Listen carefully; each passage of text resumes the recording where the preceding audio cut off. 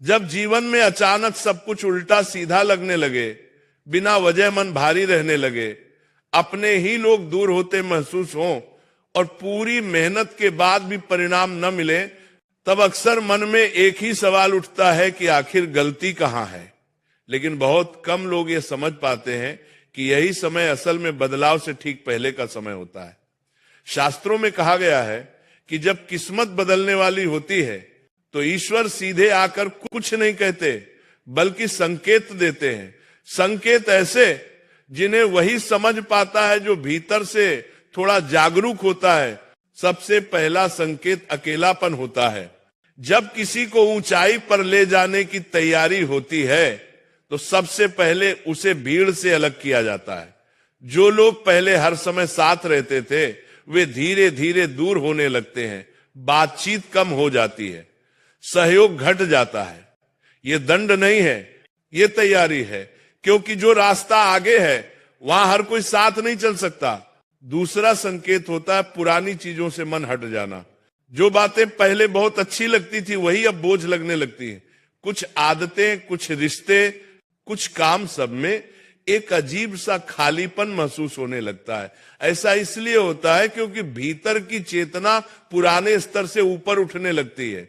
आत्मा अब उसी जगह टिकना नहीं चाहती जहां उसकी वृद्धि रुक चुकी हो। तीसरा संकेत होता है बिना वजह रुकावटें आना। काम बनते बनते रुक जाते हैं, योजनाएं आखिरी समय पर बिगड़ जाती हैं। ऐसा लगता है जैसे कोई अदृश्य शक्ति आगे बढ़ने से रोक रही हो, लेकिन सच्चाई ये होती है कि गलत रास्ते बंद किए जा रहे होते हैं ताकि सही रास्ता अपने आप खुल सके। चौथा संकेत होता है भीतर की बेचैनी। बिना किसी स्पष्ट कारण के मन अशांत रहने लगता है। नींद पूरी नहीं होती, विचार बढ़ जाते हैं। ये बेचैनी डर नहीं है, ये परिवर्तन की ऊर्जा है। जैसे बीज फूटने से पहले धरती में हलचल होती है, वैसे ही जीवन में हलचल शुरू होती है। पांचवा संकेत होता है सत्य का दिखने लगना। जो लोग पहले बहुत अपने लगते थे उनके चेहरे पर नकाब साफ दिखने लगता है, और जो अनजान थे वही सही लगने लगते हैं। ये दृष्टि का बदलना है। किस्मत बदलने से पहले भ्रम टूटते हैं। छठा संकेत होता है एक ही बात का बार बार सामने आना। एक ही विचार, एक ही सीख, एक ही संदेश अलग अलग रूपों में सामने आने लगता है। कहीं सुनने को मिलता है, कहीं पढ़ने को, कहीं किसी की बातों में। यह संयोग नहीं होता, यह संकेत होता है कि यही सीख आगे के जीवन की नींव बनने वाली है। सातवां संकेत होता है धैर्य की परीक्षा। अपमान, उपेक्षा, असफलता सब सहने की शक्ति मिलती है। प्रतिक्रिया कम और सहनशीलता अधिक हो जाती है, क्योंकि जो आने वाला समय होता है उसमें जिम्मेदारी बड़ी होती है, और जिम्मेदारी वही संभाल सकता है जिसने धैर्य सीखा हो। आठवां संकेत होता है अहंकार का टूटना। जीवन ऐसा मोड़ लाता है जहां अपनी ही सीमाएं साफ दिखने लगती हैं। समझ आने लगता है कि अकेले कुछ भी संभव नहीं। यहीं से भीतर सच्ची विनम्रता जन्म लेती है और उसी विनम्रता में कृपा उतरती है। नौवां संकेत होता है सही निर्णय लेने की क्षमता। जहां पहले भ्रम रहता था वहां अब स्पष्टता आने लगती है।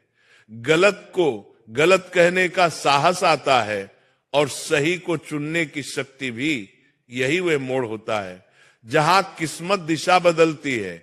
और आखिरी संकेत होता है भीतर से उठने वाली शांत सी आवाज। कोई बाहरी शब्द नहीं, कोई शोर नहीं, बस एक अनुभूति कि सब ठीक होगा। परिस्थितियां कैसी भी हों, भीतर भरोसा बना रहता है। यही सबसे बड़ा संकेत है कि बदलाव शुरू हो चुका है। जब ये संकेत जीवन में दिखाई देने लगे तो घबराने की जरूरत नहीं होती। रुकावटों को अभिशाप नहीं समझना चाहिए। ये समय शिकायत का नहीं, समझ का होता है। क्योंकि जब किस्मत बदली जाती है तो पहले इंसान को भीतर से बदला जाता है। इसी कारण बदलाव का समय सबसे कठिन लगता है। उस समय इंसान पुराना भी नहीं रह पाता और नया भी बना नहीं होता। न पीछे लौट सकता है, न आगे का रास्ता साफ दिखता है। यही वो अवस्था है जहां ज्यादातर लोग टूट जाते हैं, लेकिन जो इस अवस्था को सहन कर लेता है वही आगे चलकर उदाहरण बनता है। इस समय मन बाहर से हटकर भीतर की ओर मुड़ने लगता है। अब सवाल बदल जाते हैं।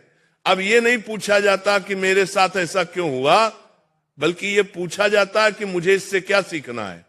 यही प्रश्न जीवन को ऊंचाई की ओर ले जाता है। धीरे धीरे शिकायतें कम होने लगती हैं, समझ बढ़ने लगती है कि हर घटना के पीछे कोई उद्देश्य है, हर ठोकर किसी दिशा की ओर मोड़ने आई है और हर टूटन किसी नई रचना की शुरुआत है। इसी दौर में एक अजीब सी शांति जन्म लेती है। हालात बाहर से जैसे भी हों, भीतर ये भरोसा बनता है कि सब व्यर्थ नहीं जा रहा। भले ही परिणाम अभी दिखाई न दे, लेकिन यह एहसास गहरा होता है कि यह अंधेरा स्थायी नहीं है। बहुत बार इस समय पद, पहचान और मान सम्मान फीके पड़ने लगते हैं। जो चीजें कभी अहंकार बढ़ाती थी, उनसे दूरी बन जाती है। ये इसलिए नहीं कि कुछ छीना जा रहा है, बल्कि इसलिए कि भीतर खाली जगह बनाई जा रही है। क्योंकि जब तक भीतर खालीपन नहीं होगा, तब तक कुछ नया भरा नहीं जा सकता। इसी समय कुछ लोग बिना झगड़े के जीवन से बाहर चले जाते हैं। यह सबसे ज्यादा चुभने वाला अनुभव होता है, लेकिन बाद में समझ आता है कि जिनका साथ आगे तक नहीं था, उन्हें यही रोक दिया गया, क्योंकि आगे की यात्रा में उनका भार बोझ बन सकता था। इस अवस्था में बहुत कम शब्दों में बहुत गहरी बातें समझ आने लगती हैं। किसी की चुप्पी, किसी दृश्य का एक पल, किसी अनुभव की एक झलक सब कुछ अर्थ देने लगता है।